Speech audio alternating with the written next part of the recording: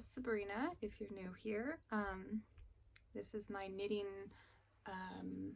journal, podcast, vlog, all of the above. If you are not new here, you'll know this is episode 3. I have 2 more before this, and I also have an Instagram where I share all of my projects, things I'm working on, designs, any of those things. So yeah, give me a follow there if you're interested. If you like what you see here, it's all the same content really. It's Sabrina Justine, and I'll have it linked below. So I do have a lot of really cool things to share with you today. I have finished a couple things, not as many things as I wish I had, but I definitely am a very slow, there's just not enough time in a day anymore to do anything. So, but what I do have to show you, I'm very happy about. So the last time that we spoke, I was working on, or had started, or had considered starting a shawl with some of my mini skeins that I got in my Sweet Sparrow Yarns advent calendar. And I wanted to make my daughter a little shawl to wear, so I did. It's no pattern, it's just a very basic crescent / triangle shawl. It's a little bit of both.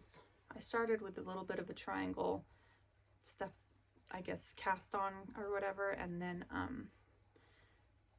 it just kind of became a triangle crescent shawl. And what I like about it is it does these little, they kind of like gather up on the ends a little bit. So yes, very, very happy with it. I don't know if you can tell, but the yarns that I used from the kit, or the advent calendar, excuse me, have a little bit of Stellina gold in them, which is why I wanted to make something for her out of it, because I just thought that was very much her personality. I also have this leftover Mondim, it's the Mondim and the La Bien Ami, like the collaboration, I guess. It's in the Sansa colorway, and I made my Marianne Socks with this, and then a mohair, and I have quite a bit left over from those socks, and so I made some tassels, and I made these 3, and I just thought it complemented the pink pastel vibe of the shawl really well. There's already a snag in it because she's only 5, so it was inevitable, but it's really pretty yarn. The only colorway that isn't the Sweet Sparrow yarns is this here, and it's actually a viola yarn. It's a sock yarn. I believe it was the colorway Sand. I've had it for a really long time. Thought that was gonna fall. I made my Elinor Socks out of that, but I thought it complemented the mauve-y tones really nicely, so yeah, I'm very happy with it, and she seems to really like it. It's very soft, so yeah. This is what this colorway looks like by itself. It's really beautiful. I don't think she's doing acid dye anymore. I had gotten an email a while ago talking about natural dyes and non-superwash yarn and stuff, which I'm very interested in hearing more about. But this is, she makes, I mean, it's beautiful wool, and the color, sense of color is lovely. So as you can see in this, it's like you can see these very subtle greens, golds, bronzes, just really well thought out, you can tell. So these are my Elinor Socks, and I designed these I think last year, and they're really good for spring because they're very breathable. These are my favorite socks. I wear them all the time. So yeah, I like that color. All right, sip of tea. I'm trying to decide what to share first. I don't really have a plan. I'm just gonna kind of go crazy here and show you all of my goodies because I have a few really cool things to share. I'm drinking elderflower tea today. So I don't know if you noticed, there's a couple finished things in the shot today. This is, I'll just go ahead and get up and show you a little bit of it. My cardigan that I knitted out of the Newty Den and the Knitting for Olive oat, mohair and oat. And then here's the detail on the back.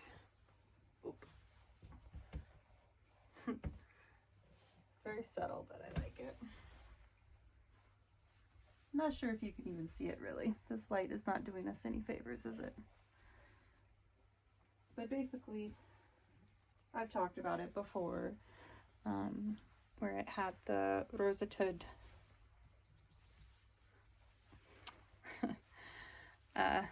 inlay on the back there. It's much more visible. It's pretty bright right now. I'm getting blown out a little bit. I wonder if I could turn it down. Let's try that.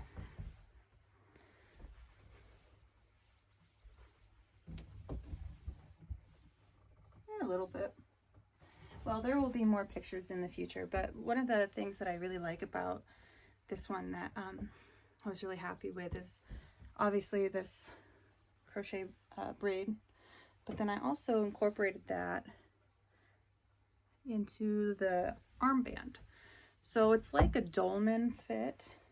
So you start at the bottom and then you knit up the back over the shoulder, and you do these increases as you do that. And then whenever you get to the front, you bind off and you do these braids, and then you attach sleeves. So it's like a drop sleeve, and it's very cozy. There's some increases here just to make it sort of like a little bit of a V-neck feel. I'm not going to put any buttons on it, but you absolutely could, like that. Or you could even use a little pin just right there. And then, yeah, just nothing fancy on the sleeves. I just like big sleeves. So I'm really enjoying wearing this. I think it's like a really wonderful comfort item just to wear at home. Yeah, sorry, I keep on showing you because I'm excited. So I'm actually working on writing the pattern all out. I want to have it. Sorry, that's my dog. I don't know if you heard that. Okay. I want to have it tech edited before it gets tested. And oh, what I was gonna say is that this I finished the diamond back pattern as far as writing it all out. I do need to get it tech edited, and then this one I need to start writing it. So yeah, I mean, it does cost money obviously to get it tech edited, which I have no problem spending money on that if I know that it's going to benefit the design, if it's going to improve the overall experience for the testers as well as people purchasing the pattern. So I'm just saving a little bit because I really want it done well, and hopefully that will be soon. So yeah.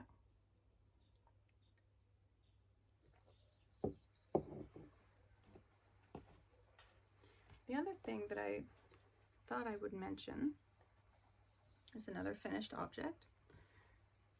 So I have come up with a name for these, and I've only finished one sock, but I don't think it will take me very long to knit the second one. I'm going to name them Beatrix. And these are knit in the Elinor Snowdonia. I hope I say that right. I'm so bad at pronouncing things correctly, and I try and it sounds right in my head, and then I say it and something happens. There's a disconnect between my head and my mouth. But yeah, so I need to weigh and see how much yarn I have left before I start the second one, so that I have an idea of how much yarn it's going to take for both. But yeah, I think they came out really pretty. Especially like this detail here, the little diamonds around the toe, and then the heel is, it's not slip stitch or anything, it's just, you know, color 1, color 2, color 1, color 2, over and over.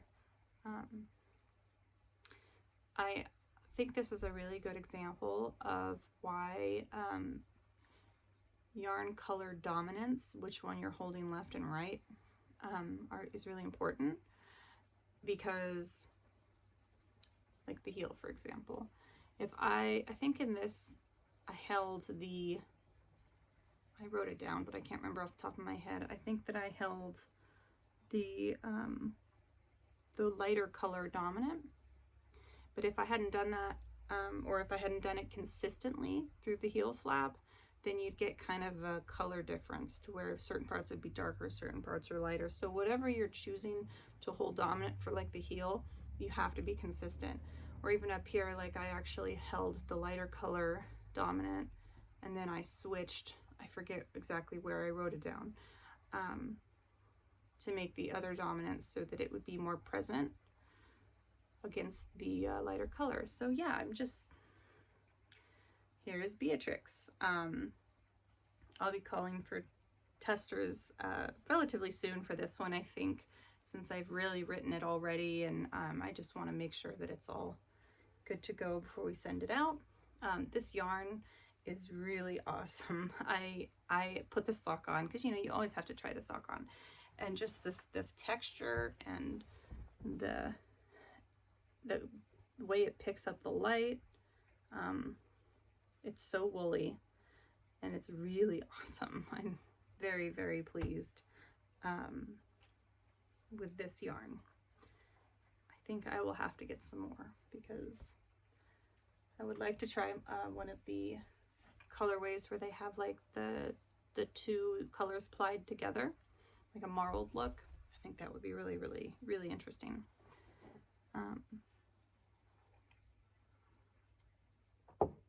So yeah, that's Beatrix. So 2 finished pieces, and for me that's actually kind of impressive because I know that to many of you I am probably just like the slowest knitter out there, and I do take my time. You know, if I were to focus too much on just knocking out projects, I probably would take the joy out of what I'm doing, and I don't want to do that.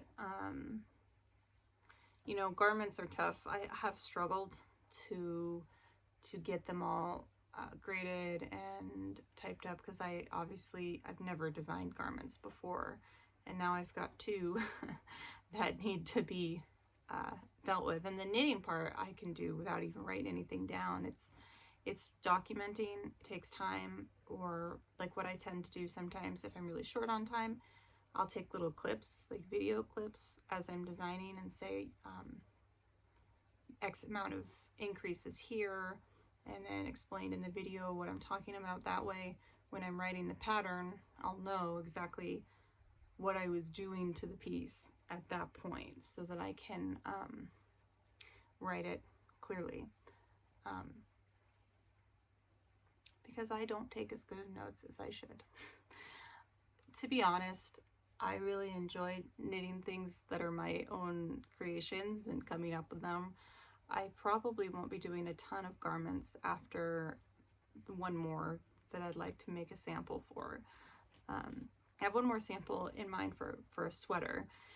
And then I think I'll probably stick to socks and shawls for a while because with garments, you know, the grading is a different experience because it's more than just plugging in numbers and adjusting, you really have to think about how it's going to fit on a real body, many different kinds of bodies, you know. So one of those things that you would really like to do well, and that takes time. And also, I'm not extremely experienced as a garment knitter. I've only knit like 2 or 3 other sweaters before the ones that I designed. So yeah, it's definitely a learning curve, but if you I'm just taking a step at a time, trying to be really thorough, making sure that it all makes sense and that it's all easy to adapt to different body types. I probably am rambling a little bit in this video today. It's been a very long week, and I'm a little tired today, but I just really wanted to sit with you. I knew I would have a little bit of time today, so let's get down to new acquisitions, things. Well, this one's actually not a new acquisition. It's an update on something that I already had. Teresa from Fuzzy Whatnot sent me this non-superwash fingering weight yarn, and I have decided what I'm going to do with it. Initially, I wanted to make another sword fern hat for my daughter, but then I saw this in my stash. This is some mohair from Moleview Yarns. It's a little up there. It came from one of their whimsy clubs a while ago, and I just was like, oh my gosh, that looks really interesting, because this has purple hues and gray hues, and then this is such a nice plummy purple. So I'm gonna do some shorty socks for myself, and then use this for the toes, the heels, and if I have enough, for like a little detail around the cuff. But I don't think I'll make it a pattern into it or anything like that. It'll just be for me. Yeah, I just wanted to share that because I thought that was nice. Crazy how well they play along together, you know. Then the other thing that I had also updated you before about, I have a lot of things to show, about these, the Fibre Tales Gotland yarn, the beautiful Gotland yarn that I just can't stop looking at. And I decided that I was going to use this Isager, I'll grab it, Isager Jensen yarn, which is really beautiful, but I don't really know if this is, they're really nice together, but I just feel like I wanted something with more color, because I wanted these to kind of that shine. I don't know. I just felt like there could be more to that, so decided against it, and went ahead and purchased some some yarn from Wool and Twine Fiber Studio. She has got to be my favorite dyer, really. I love her. All of her work. I love her personality. I just love everything she does. So this is the Sport, it's the Rustic Merino Sport in the Rust colorway. Now I have 2 of these, and they're really beautiful. They have some variation. I mean, in the colors, when the light hits differently, there's some deeper parts here, some lighter parts here. Just really gorgeous. Makes me think of the Golden Gate Bridge. That's an idea, isn't it? For some lace, because I wanted to do a circular shawl. These. I just thought that popped a lot more, you know?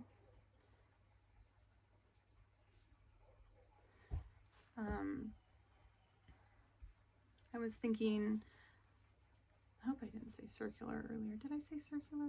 I meant a crescent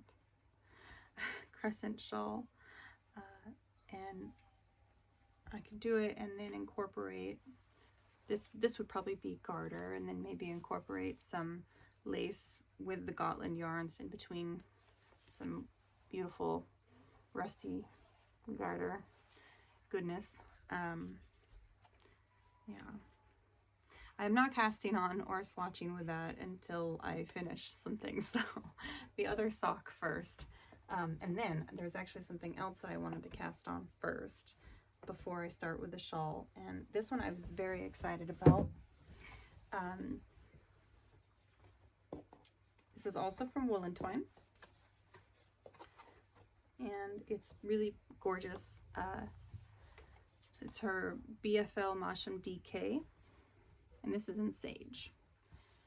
I mean, yeah, that's gorgeous. It has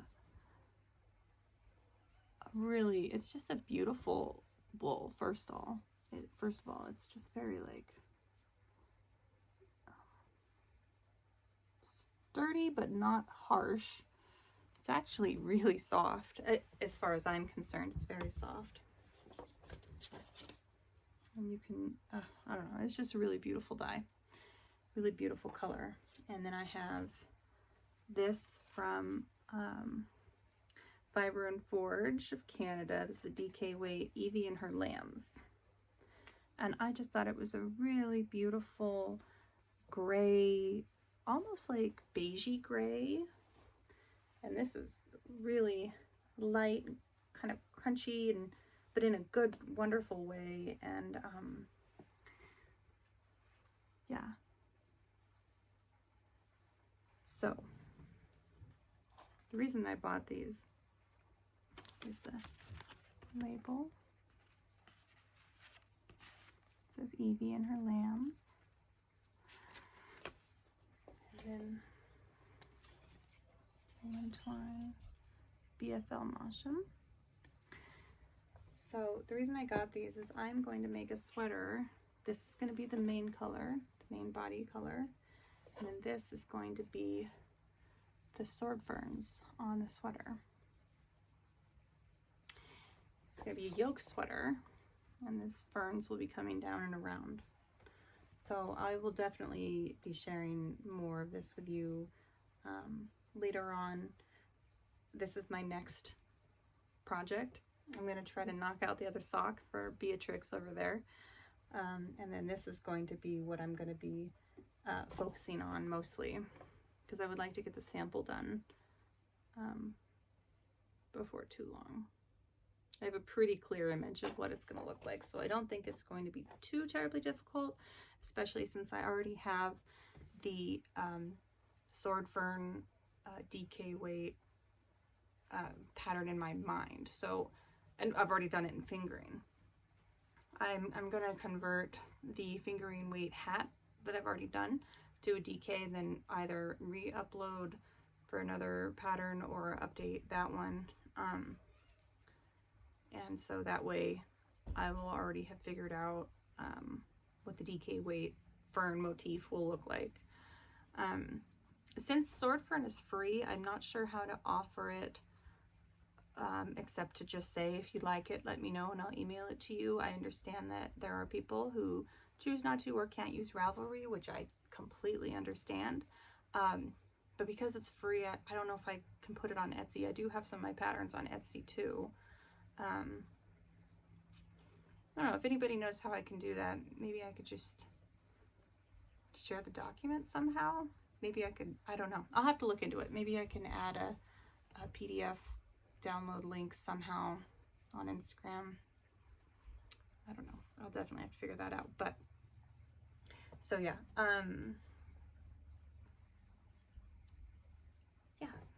this won't be free, honestly. The amount of work that goes into a garment, I just can't. At least with my skill set. There are people out there who have a much better skill set for knitting garments than me. But yeah, I just thought that was really pretty, and I'll try to get some better lighted photos or clips for you on here so you can really see it close up. I have some really beautiful clips that I'm going to share in this episode of us going to the Redwoods, which, as you know, is my favorite place. And it was just so pretty that day. It was so perfect. The weather was just nice and cool, and just really a beautiful trip. So I'm gonna definitely put some clips in there. When I got the Evie and her lambs, I got a candle from Fibre and Forge. It's the Backcountry, and it says it's fir, cedar, leather, and frostbite, and I really like it. I've already burned half of it, and I love the little container. I definitely will be reusing this. It's like a little what's the word I'm looking for? Aluminum little candle holder. Yeah, I think I'll be getting more candles from them. Okay, so that's all the big things. Other thing, oh, I forgot. This is what my other Beatrix Socks is currently living in right now. I love it so much. This is a sock size project bag from the Blue Rabbit House, who I think has just beautiful bags, and the quality is so great. I have Boris, the polar bear one, in I think it's a regular size, and this is the sock size, so I can actually show you what they look like next to one another.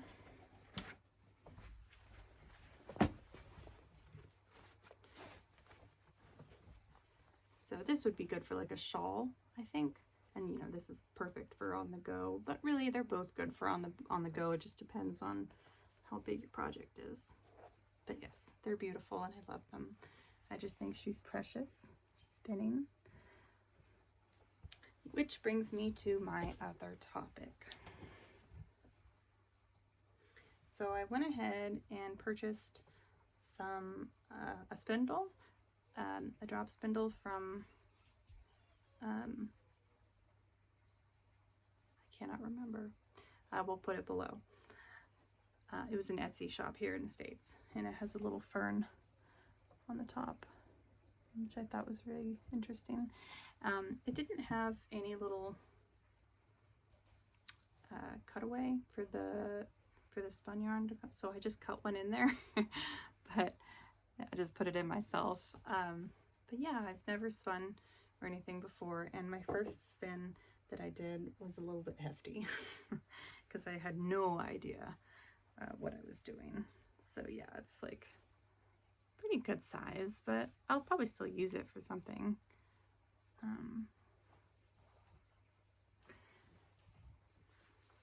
And then now my next step was a little bit thinner, so I'm refining it a little bit. And now I've gone even thinner, and I really feel like I'm starting to understand how to handle the wool.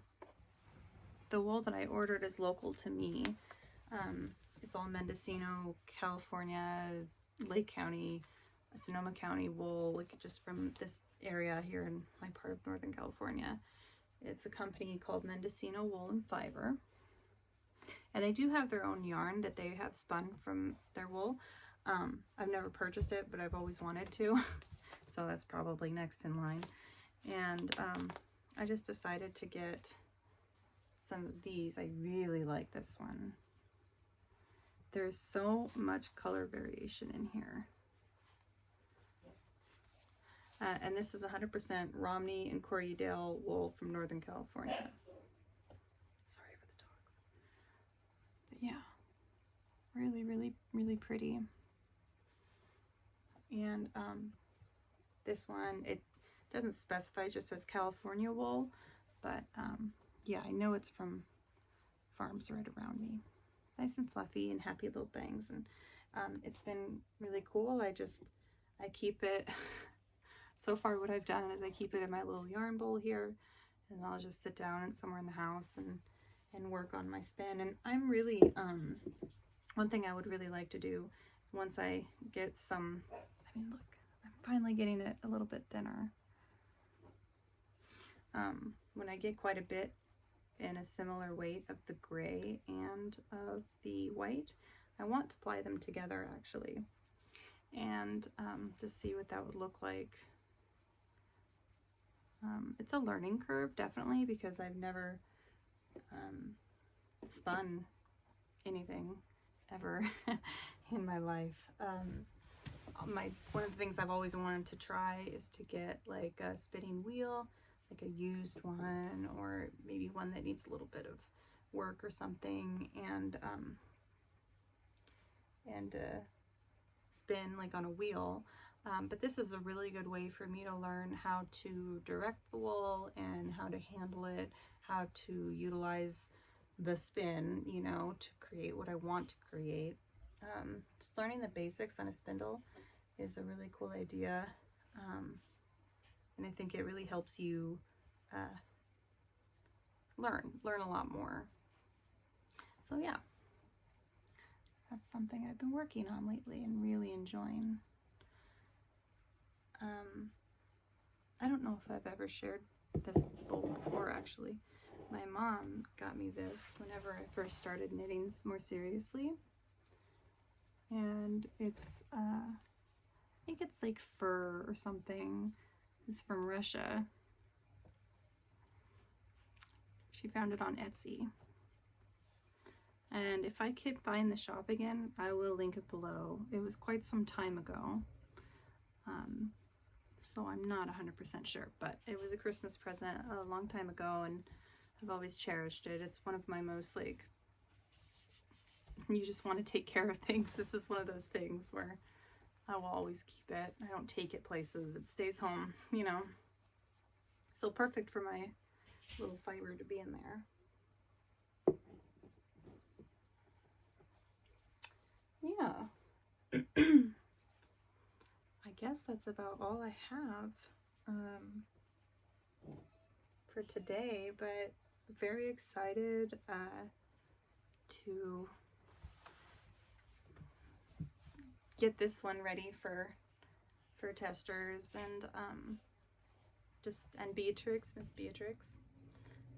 So yeah, just like, it's so wonderful working with all of these wools that are just totally authentic and genuine, and makes you feel, I guess maybe that's why I like spinning. It makes me feel like, the reason I wanted to learn how to spin at least a little bit, it makes me feel closer to like the historical aspect of fiber, and how that, you know, interplayed with societies and cultures and animals, and I just really love history and historical things, so spinning was a logical next step, really, after the knitting. So yeah,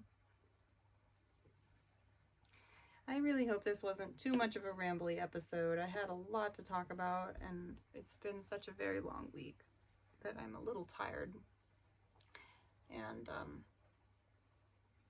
so I hope that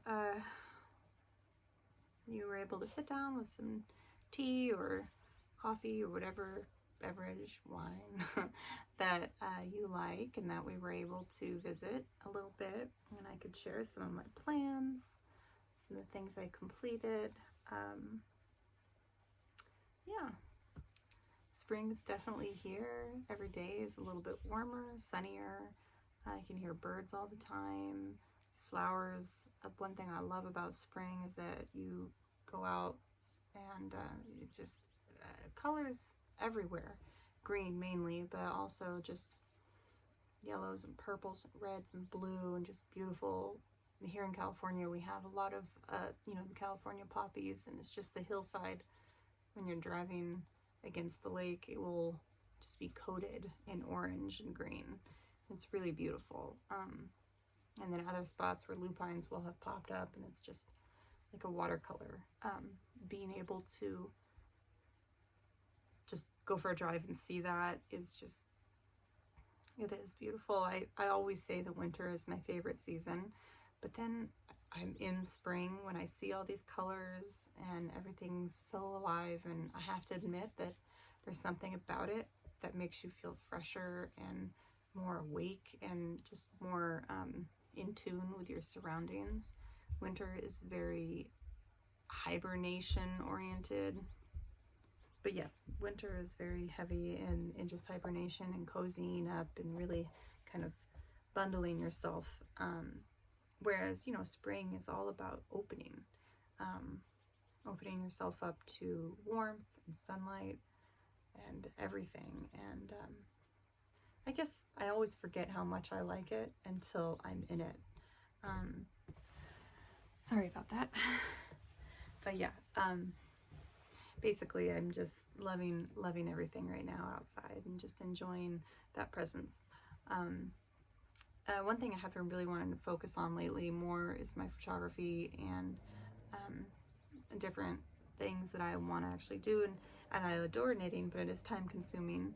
So I mean, I'm not a professional designer. I just design what I feel driven to design because of what's in my heart, what I'm motivated by to complete. So there may be times where I don't design for a while, and I'm kind of exploring other aspects, and then I'll come back to it. Yeah, so hopefully I can set aside some time to go out and explore some nature and take some photos. We had done a really beautiful hike earlier in the month, and there was like nobody out there, which was uncommon. It was up in St. Helena here in, I think, Napa County technically. It's the Robert Louis Stevenson hike, and I actually took my daughter, and it was just a really beautiful hike.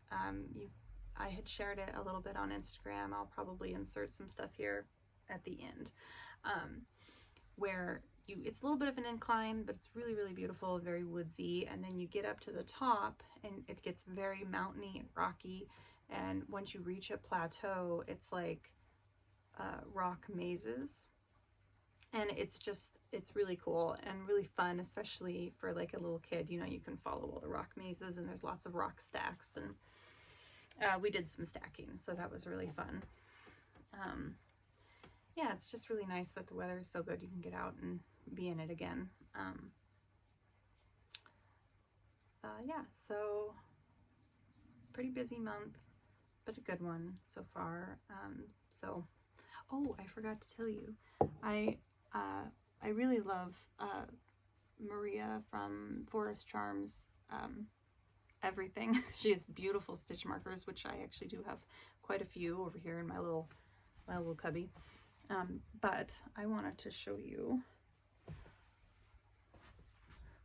I got some of their earrings from her last update, and they are rose gold and some rose quartz, and they're so pretty, and I've been wearing them like nonstop. Yeah, and I have sensitive ears, so I usually can't wear earrings. Years and years ago, I had plugs in my ears, and I used to wear like the horn.